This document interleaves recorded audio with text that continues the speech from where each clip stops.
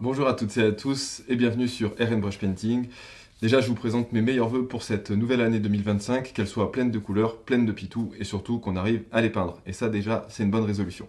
Alors, dans cette première vidéo de l'année, on va travailler la même couleur que vos yeux le lendemain du 31. Vous avez tous compris, c'est le jaune.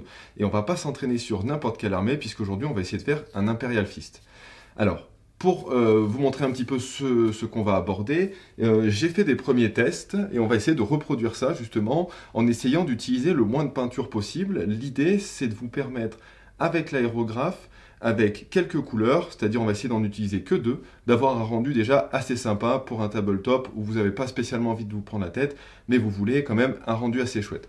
Donc regardez ici, ça c'est un des premiers tests que j'ai fait sur un Imperial Fist, avec un jaune qui est quand même assez marqué et avec des jolis dégradés pour rester sur une couleur qui va bien se marier avec. Ok ?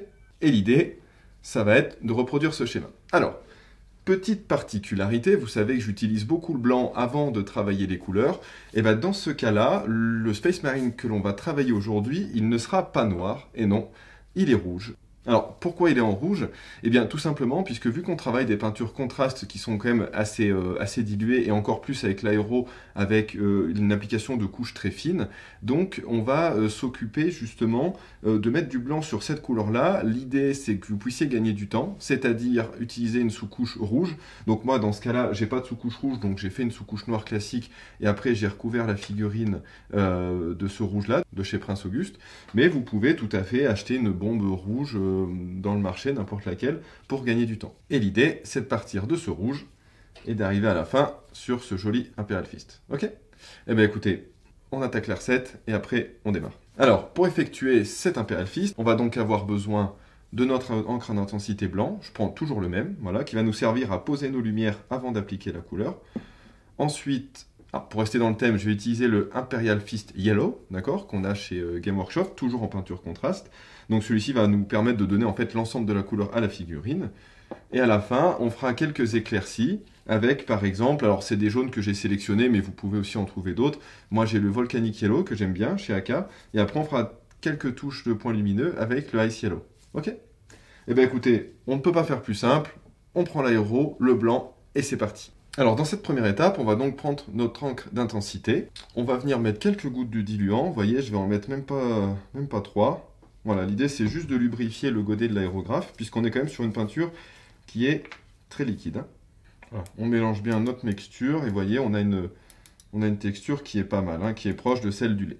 Alors, comme vous le savez déjà, j'utilise très peu quelque chose de zénithal pour marquer mes lumières. Là, je voudrais vraiment donner quelque chose d'assez dynamique à cette figurine. Après, voilà, vous posez les couleurs comme vous le souhaitez. Moi, l'idée, ce serait vraiment d'avoir quelque chose d'assez sympa. Donc, je vais venir lui éclairer le buste, puisque c'est une partie que j'ai envie de faire ressortir, et un petit peu le devant des jambes, d'accord? Donc là, on va venir délicatement. L'idée, c'est pas de mettre du blanc de partout. Il faut garder du contraste, ça, gardez-le en tête, puisque l'idée dans cette vidéo, c'est d'utiliser que deux couleurs, c'est-à-dire le blanc et le jaune. Alors, il y aura toujours moyen de rattraper derrière, mais l'idée, c'est de gagner du temps. Ok? Allez, je vous montre.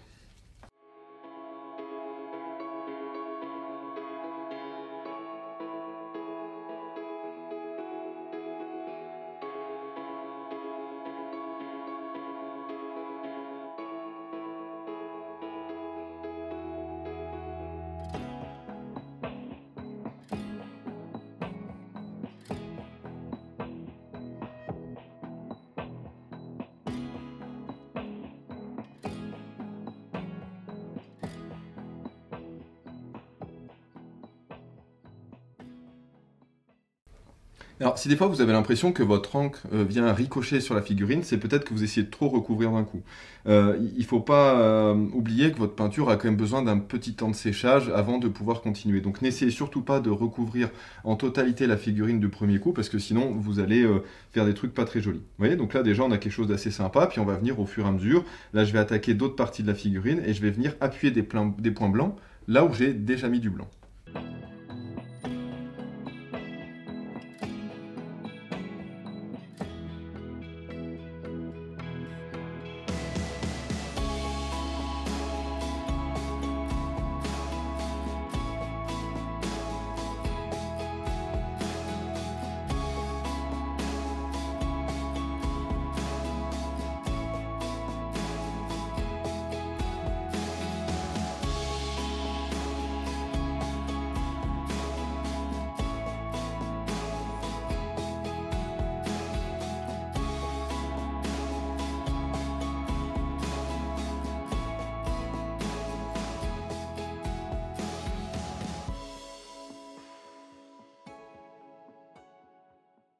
Bon là on a déjà une jambe qui est bien lumineuse sur le côté gauche, sur le côté droit j'ai un petit peu plus appuyé le coup de pied.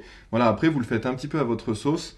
L'idée c'est vraiment, comme je vous dis, de garder un petit peu de contraste. Donc là sur la partie avant on va pas plus en rajouter, puisqu'il faut quand même qu'on garde quelque chose d'assez sympa avec un joli dégradé. Ok. Bon là je suis assez content, on va quand même faire les épaulettes un petit peu.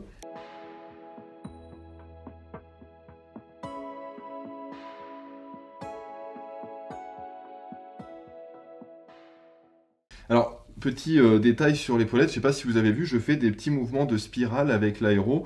Ça me permet en fait de travailler, donc comme je le dis, en spirale, avec au début des cercles un petit peu plus grands et après au fur et à mesure, hop, j'en fais de moins en moins grands, des tout petits, pour en fait, quand vous regardez, on a un joli dégradé ici, toujours en gardant un petit peu de rouge en transparence et en arrivant sur un point blanc. Ok? Donc là, il commence à ressembler à quelque chose, je suis assez content.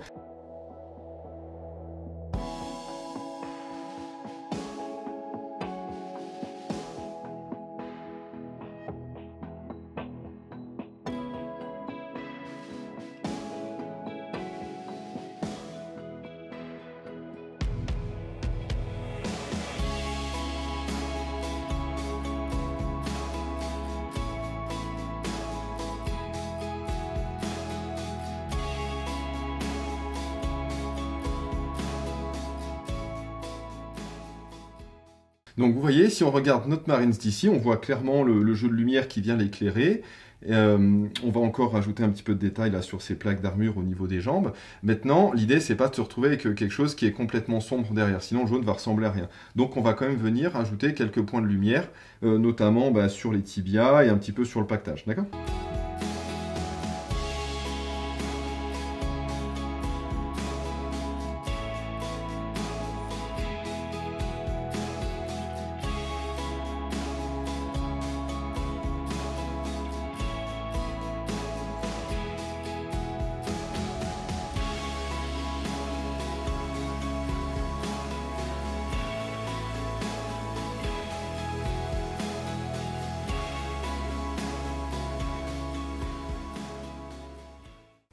Alors, vous allez me dire que la façon dont j'ai posé les lumières, bon d'accord si on est de face, mais derrière, quelle logique il y a? J'aime bien quand même, quand on va poser le jaune, d'avoir un petit peu des reflets. Si on se retrouve avec une figurine qui est toute plate, c'est pas très intéressant. Donc oui, principalement, votre figurine, elle va être vue de face et c'est l'angle d'attaque qu'on a choisi ici. Mais il faut bien imaginer que derrière, il n'est pas tout noir, comme je vous l'expliquais. Donc je vais quand même garder des endroits où en fait, là pour l'instant on n'a que du blanc, ça va pas ressembler à grand chose, mais quand on va mettre notre jaune et qu'on fera nos linings, à la fin, vous verrez que ça permettra de donner un petit peu de vie à la figurine. Voilà. Et on n'oublie pas les mains.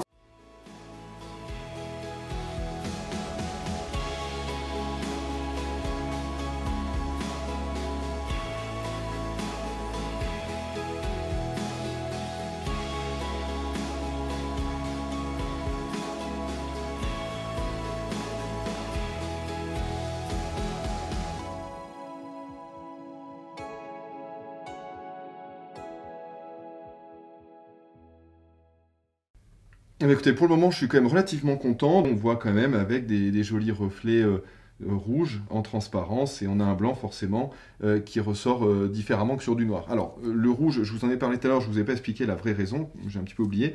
Il faut imaginer que votre jaune, si vous le faites sur du blanc avec une base noire, les parties qui sont noires, quand vous allez mettre votre jaune, ça risque de ressortir un petit peu verdâtre, pareil que sur du bleu en fait. C'est pour ça que j'ai choisi une couleur un petit peu plus chaude et ça fonctionne aussi très bien sur du marron s'il y a besoin. Ok ? Allez, je nettoie le blanc et là on attaque le jaune, c'est la partie la plus chouette. A tout de suite. Alors maintenant que notre blanc est posé, on va s'attaquer au jaune. Alors, comme d'habitude, donc on est sur une contraste, on va quand même un petit peu la diluer. Vous voyez, je mets aller 3-4 gouttes maxi. L'idée c'est de garder quand même une belle transparence, d'accord? Voilà, donc là on met notre jaune, on n'oublie pas de mélanger. Voilà, et là c'est la partie la plus facile. On va recouvrir tout simplement la totalité de la figurine en essayant quand même d'insister un petit peu le jaune sur les parties claires et un petit peu moins sur les parties rouges. Mais vous allez voir, vous le verrez de vous-même.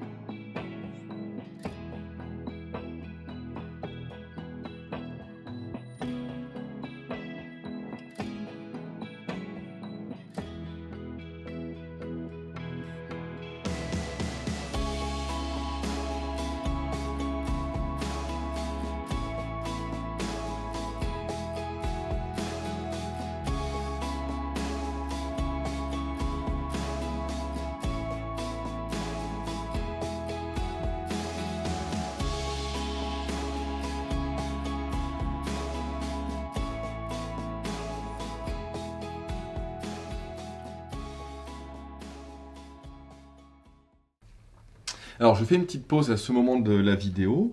Voyez, on a quand même quelque chose d'assez chouette. On a des beaux reflets. Regardez le côté de la jambe ou le côté du buste, par exemple. Moi, je trouve ça assez sympa. Si vous trouvez que ça manque un peu de jaune, forcément, vous pouvez un petit peu l'ajouter sur les parties où on avait mis du blanc avant, puisqu'il va devenir de plus en plus jaune. Voilà. Après, ça dépend si vous le voulez plus ou moins flashy. C'est vrai qu'on n'est pas tout à fait dans le schéma, on va dire, officiel de Game Workshop, puisqu'ils sont vraiment sur un jaune très très jaune. Mais ceux qui me suivent depuis un moment et qui ont déjà vu mes vidéos, moi j'aime bien quelque chose avec du contraste, donc c'est vrai que quelque chose de trop uni, ben moi ça me fait pas trop rêver. J'adore en tout cas avoir des reflets sympas, et vous verrez que le travail qu'on va faire à la fin avec les arêtes et ce qu'on va mettre en noir, c'est-à-dire l'Aquila devant, on va faire vraiment quelque chose de très chouette. Si jamais, j'en ai parlé tout à l'heure, mais finalement le rendu est pas pire que ce que je pensais. Si vous trouvez qu'à un moment, bah, vous avez peut-être pas assez de rouge, qu'en tout cas votre figurine fait un peu trop unie, si ça vous plaît pas, vous pouvez retravailler derrière avec un encre, pourquoi pas marron. Vous pouvez prendre une peinture contraste, je pense peut-être le Skeleton Horde ou quelque chose comme ça, et vous pouvez rattraper avec quelques filtres pour réassombrir votre jaune, si vous trouvez que vous en avez trop mis.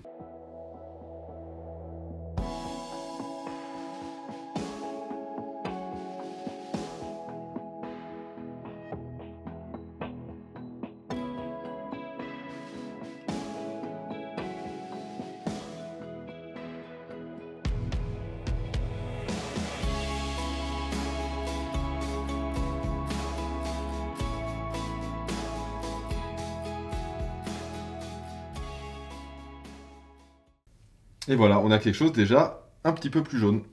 Et je suis plutôt content du résultat. Voilà. Alors, imaginez bien que là, on le fait sur un Marines, donc forcément, on va avoir un changement de couleur et de travail qui est pas forcément ultra rentabilisé, surtout si vous voulez gagner du temps avec l'aéro. Mais admettons que vous avez une escouade de 10 intercesseurs comme ça, et vous vous dites, bah tiens, aujourd'hui, je voudrais faire au moins les 10 à l'aéro. Je me fixe 1 heure et demie maxi. Vous sous-couchez tout en rouge vos figurines, vous prenez votre blanc, vous mettez toutes vos lumières sur vos figurines, vous nettoyez l'aéro, vous passez au jaune, vous mettez tout en jaune. Après, vous rangez l'aéro et vous prenez le temps de faire les détails au pinceau. Et vous allez voir que c'est à ce moment-là que l'aéro va être vraiment intéressant dans votre cas. Voilà. Moi, j'ai pas gagné du temps ce matin parce que, comment dire, quand j'ai fait la vidéo, j'avais pas de sous-couche rouge. Donc, j'ai déjà passé un quart d'heure à mettre le rouge, puis renettoyer, reprendre le blanc. Mais si vraiment votre idée c'est de partir sur une armée d'Imperial Fist, une sous-couche rouge, prenez chez AK, elles sont quand même pas mal, ou même chez Game, ça peut être intéressant. Et en avant, c'est pas mal du tout. Ok? Et ben, croyez-le ou non, on a fini pour la partie aéro. Alors là, il est un peu nu encore, notre Marines. Mais là, on va sortir le pinceau. Allez, je nettoie l'aéro et je suis à vous. À tout de suite. Alors, maintenant que notre cher aérographe est nettoyé, on va s'occuper de mettre en valeur les arêtes de la figurine. Alors, je ne vais pas le faire en entier devant la vidéo parce que ça va être un petit peu long. Mais là, je vais prendre du coup le Volcanic Yellow de chez AK. Et avec le plat du pinceau, on va venir délicatement, je parle, sur des éléments d'armure, venir faire des petites marques. Voilà, très discrètes. Alors après, moi j'ai choisi cette couleur parce que j'aime bien, je trouve que ça tranche. Si vous pensez avoir un meilleur jaune pour faire ce genre de choses, bah, n'hésitez pas. Hein. L'idée c'est vraiment que vous le fassiez un petit peu à votre sauce. Hein.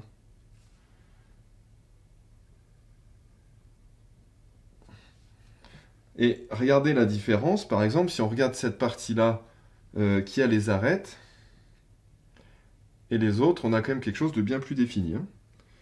Et là, l'idée, ça va être de faire la totalité de nos arêtes de la même façon, pour qu'on puisse bien voir justement le dégradé qu'on a fait précédemment à l'aérographe.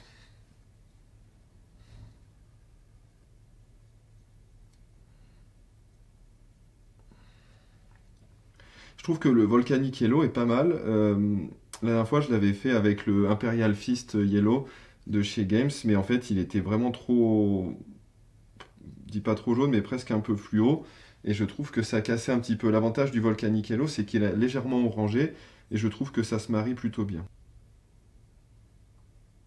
Vous voyez, on retrouve là, dans les parties sur lesquelles on n'avait pas mis de blanc, un espèce de jaune orangé, et je trouve que c'est vraiment la bonne façon de voir justement le dégradé de notre jaune sur des parties lumineuses et un petit peu plus sombres.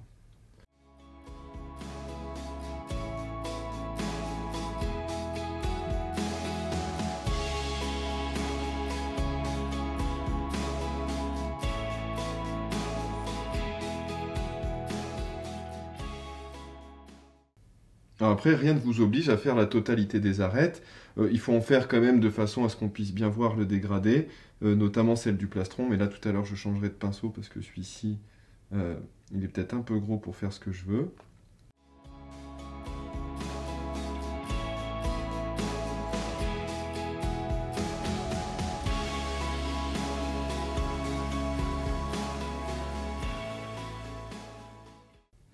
Alors après, forcément, les endroits où on n'avait pas de blanc au début, bah, vous allez vous retrouver avec un jaune qui va nettement plus marqué sur l'arête.